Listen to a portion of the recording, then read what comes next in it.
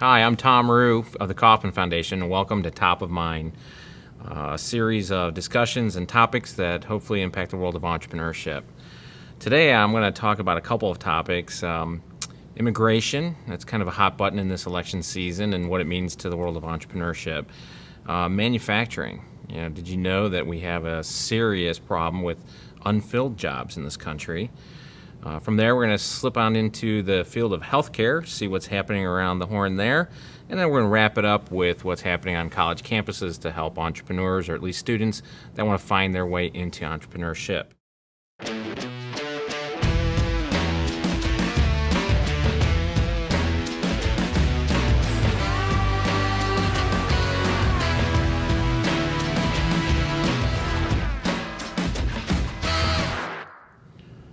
So, apparently, we're in an election year.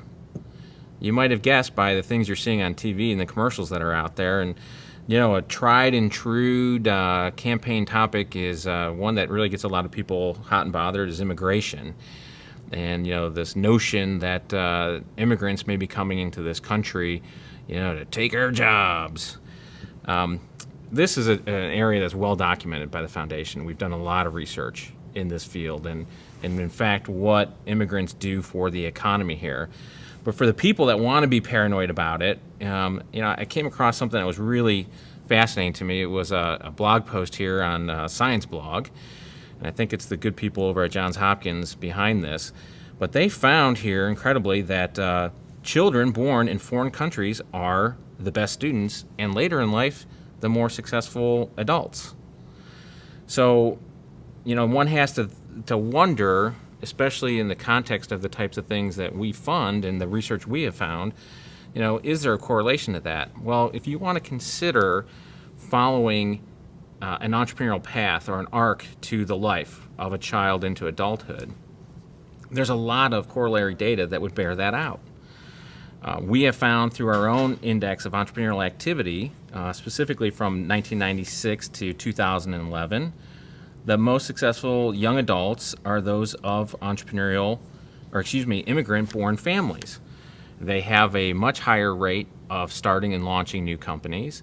They have a higher success rate among the companies that they do start.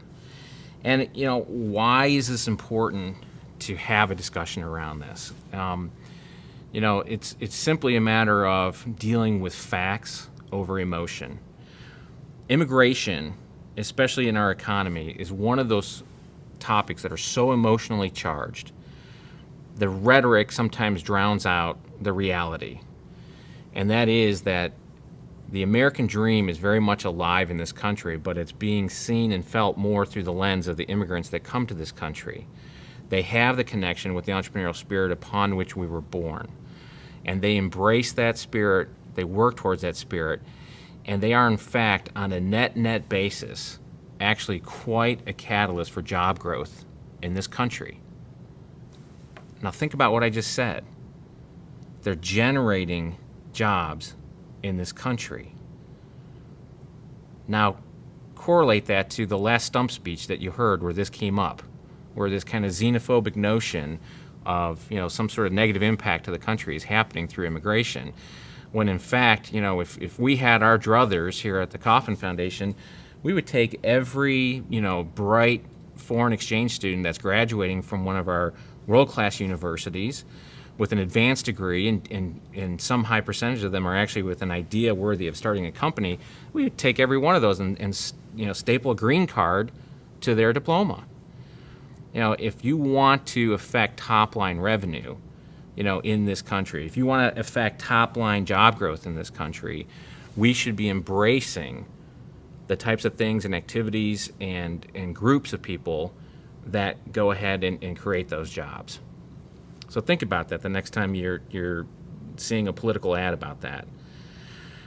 So, speaking of jobs, I don't know how many people are aware of the fact, but, unemployment is still a big issue in this country, yet by varying standards, there are hundreds of thousands, if not a couple million jobs. I think the range actually is, by some estimates, as low as 600,000, and by other estimates as high as 2.4 million jobs that are going unfilled. That is to say that somebody, an employer somewhere, has a job opening but cannot find a qualified applicant for that job. And a great number of them are in what are referred to as kind of the skilled trades area.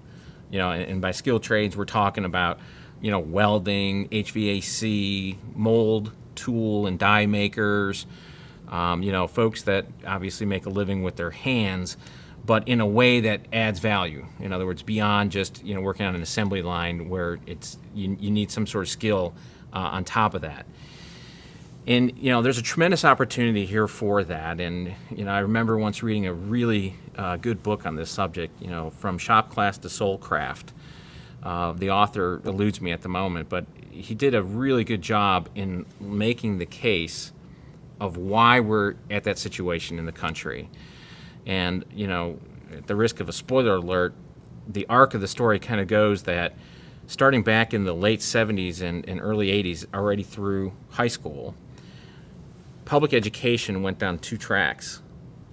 And what was kind of always known and dubbed as college prep was the type of, let's say, academic preparation for the service industries or the professional services, the white-collar jobs, if you will, right? And somehow there was this notion that, the vocational arts was more aligned for the types of kids that just we thought through self-selection, right or wrong, might not be able to, track into a white-collar career path, and instead were better prepared or better suited for blue-collar. And so what happened with that is that kind of an unintended consequence of this bifurcation in public education was school systems started de-investing in vocational training. There were less and less shop classes. I think about in my own life in this, my three kids, I think there was a little bit of home ec that at least my daughters went through. I'd make the argument that my son probably should have too, side note. But, the shop classes of my time, they by and large don't even exist anymore. So fast forward to the here and now. Fast forward to this notion of outsourcing and how bad that is. You can't outsource someone to come to your home and install a gas line so that you can, turn on those beautiful new gas-burning fire logs in your fireplace. You can't outsource a technician to come in and install a new compressor for your air conditioning. And so, we're not getting any smaller as a country. We're not, the population continues to grow. As we enjoy higher quality of life, these certain things that required these skilled trades continue to grow, yet the feeder system, namely young people going into those fields, has shrunk. There's a certain irony here, and I'll tell you another reference source. If anybody's familiar with Mike Rowe, he's the Dirty Jobs guy.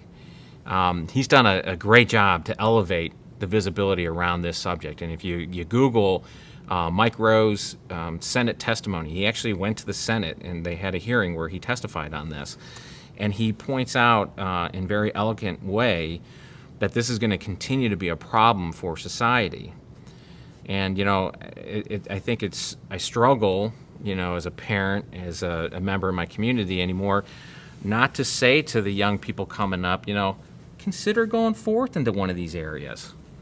I don't know that I would say necessarily go forth and, get that Ivy League education, graduate, $100,000 in debt, whereas you might want to go off and become, the next great welder.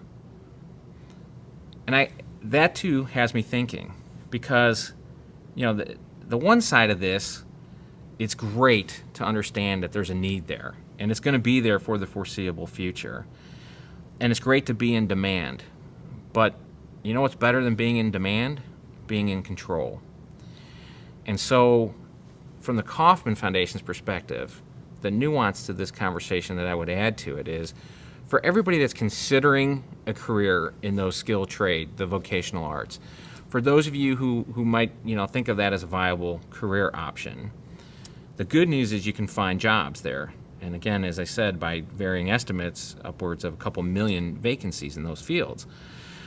But I would challenge you to consider a slight bend of that and approach that opportunity that's out there, that demand that's out there, as an entrepreneur. And what I mean by that is incorporate yourself. Have a vehicle in which companies can purchase your services, your time. If you take a relationship that's exclusively limited to that of an employee, you will only make as much as you get paid per hour for the number of hours you put in for your employer. If, however, you provide a service as a value add to those companies that need those employees, you have the opportunity to leverage a greater return for yourself. You can bill by the job. And that's important when the unit of labor you provide is how you're measured and how you're paid. And what it does on the employment model is it undervalues varying levels of skill. What do I mean by that? Here's what I mean by that. Let's say I am a very skilled welder, and I can do in an hour's time what takes another welder 3 hours to do. In that capacity, I could actually be penalized by being a more efficient, a better worker. If, however, I got paid by the job, and I can do a job in less time than somebody else can do that job, I can still extract payment for that level, but do it for less time, ergo I can go to the next job. The key in professional services to how you can turn what would be a normal job opportunity into a business opportunity is when you get to a point where you can start leveraging the labor of others. At that point, what you start doing is charging for and benefiting from the hours that others put in on your behalf. So, I don't want to beat a dead horse on that, but I do want to challenge those of you that are going to hopefully have a happy and prosperous career in the skilled trades to think of it a little differently and consider, the entrepreneurial path as a variation to surviving in that marketplace. Clearly manufacturing is going through a disruptive process with this skill gap. It's going to redefine, how it attracts and retains talent in that space. All right, so I already mentioned how manufacturing is going to be disrupted about this. When we think of at the foundation disruption, and there's plenty of economist terms for it. One of the ones we'll banter about here all the time is creative destruction, right? Schumpeter's theory of creative destruction. This is where, some industry is just so staid in its process, it's so entrenched in the way of doing things. Something comes completely from outside and disintermediates, it disrupts, what's happening there.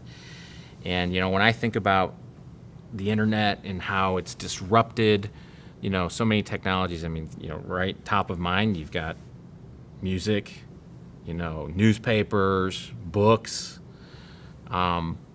Another one that's just rife and ready, and it's certainly also in the public discourse right now, is healthcare. Healthcare is clearly an area that's just ready to be disrupted through entrepreneurship. Startups, in this space are just, they're really going to be a way to change the dialogue of how we do this. And I'm not getting into the whole mess and nuance of the Affordable Care Act, probably better known to some of you as Obamacare. Again, I'm not going to care, we're purple on how you describe it.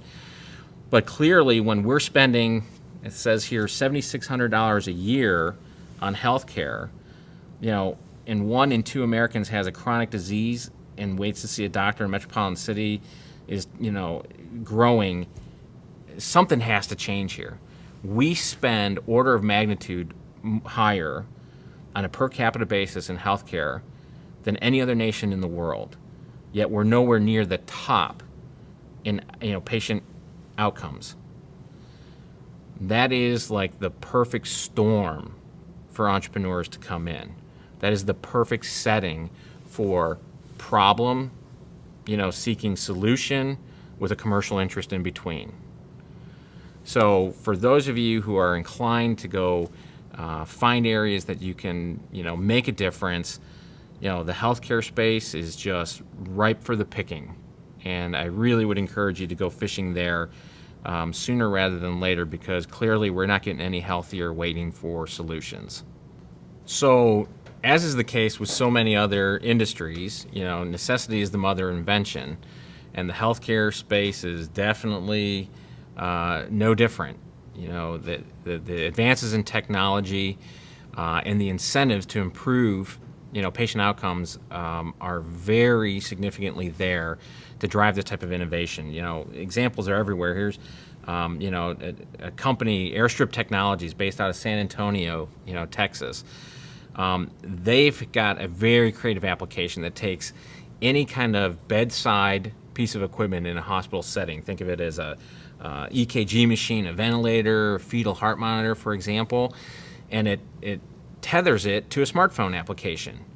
So, gone can be the days where, a nurse will have to be sent remotely into a room, take readings to understand, report up through, either a paging system or a phone system to a doctor that may be somewhere remote to even find out. I can now just use, the app for that and see how that's going. Again, this was born from an obstetrician, Dr. Cameron Powell.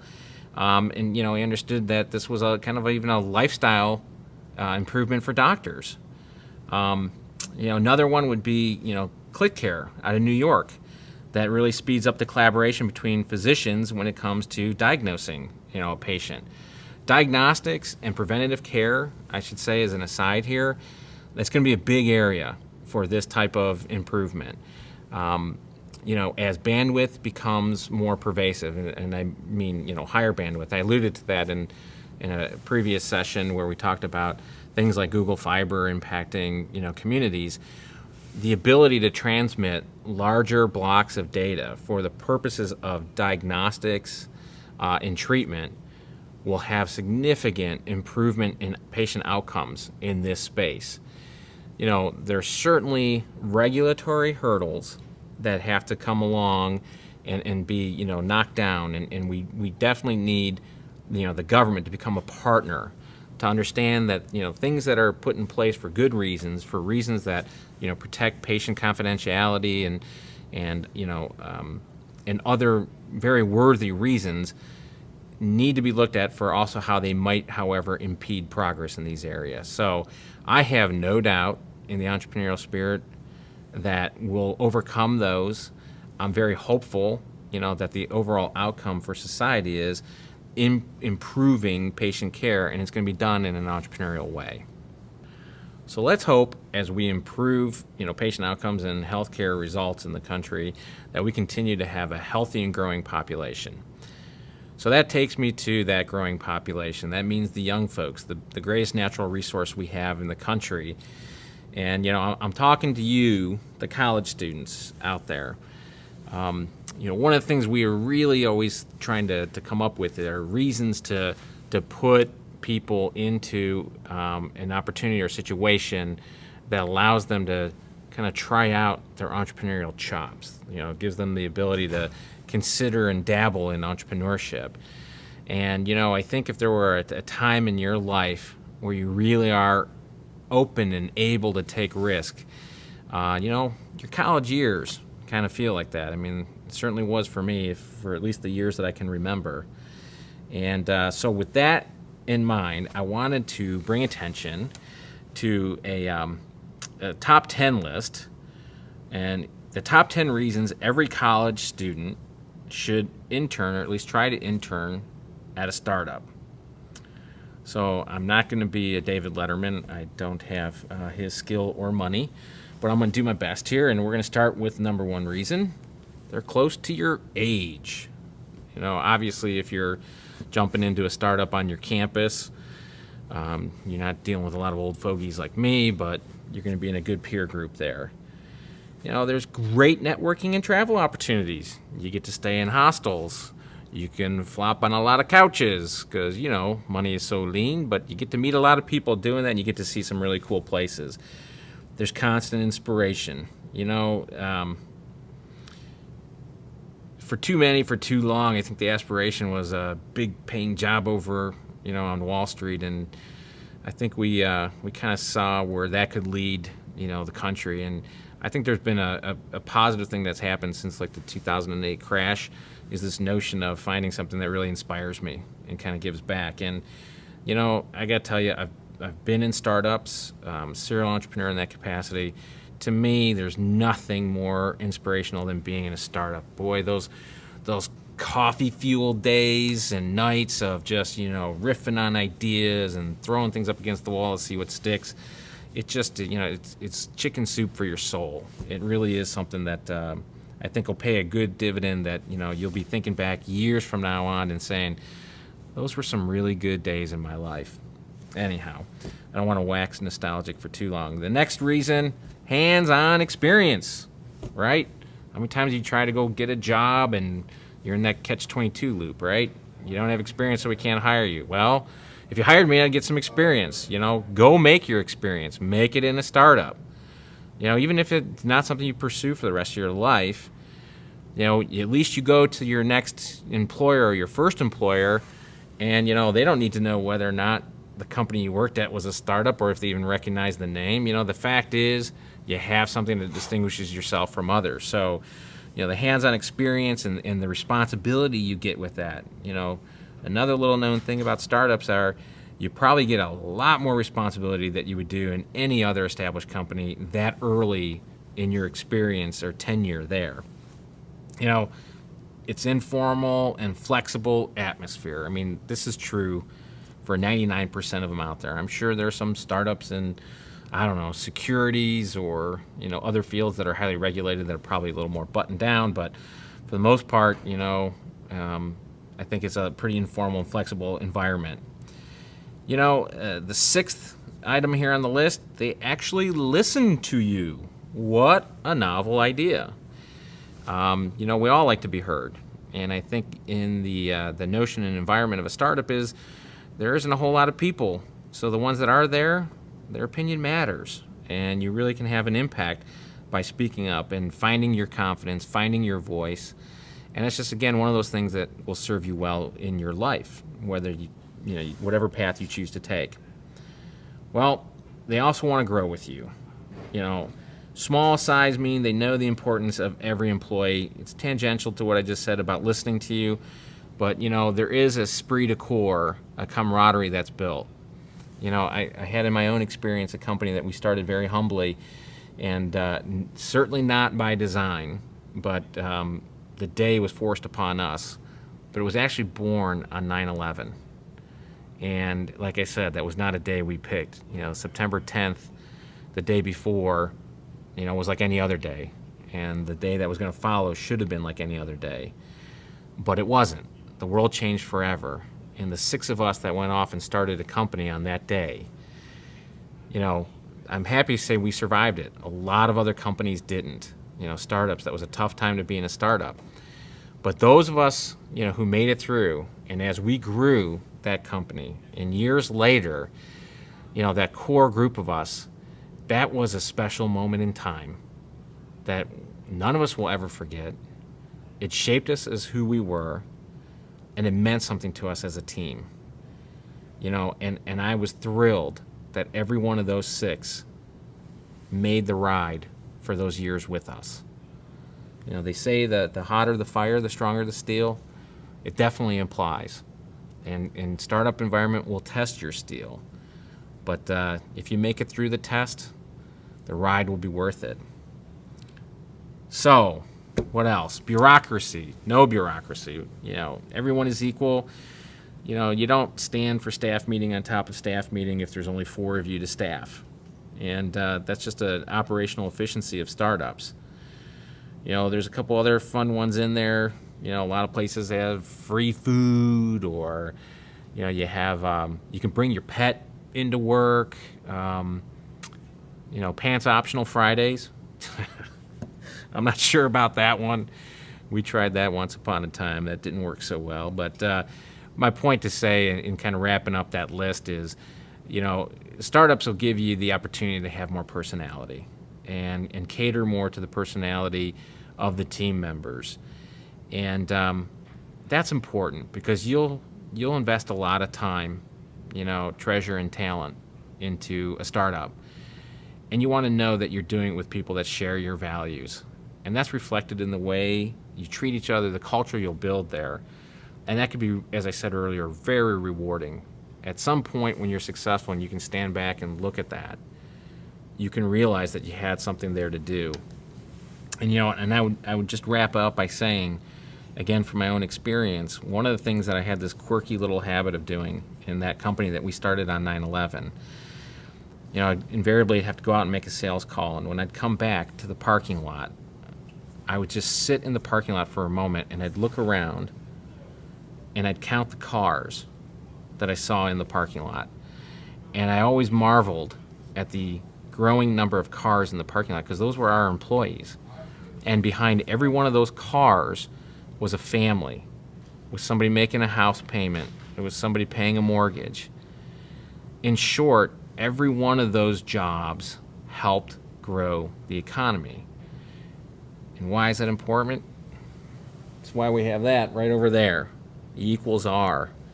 Entrepreneurship equals recovery. At a time where the economy is still struggling from the effects of the 2008 crash and all the loss of liquidity and destruction of wealth, it's going to be entrepreneurs that are rebuilding the economy, rebuilding a wealth that was lost, frankly, rebuilding a future that's worth living. So find your way in that world. I promise you, if you do, you won't regret it. So that's my pitch for this week. Please join us next week. We'll share other stories from the world of entrepreneurship, simply anything that comes top of mind.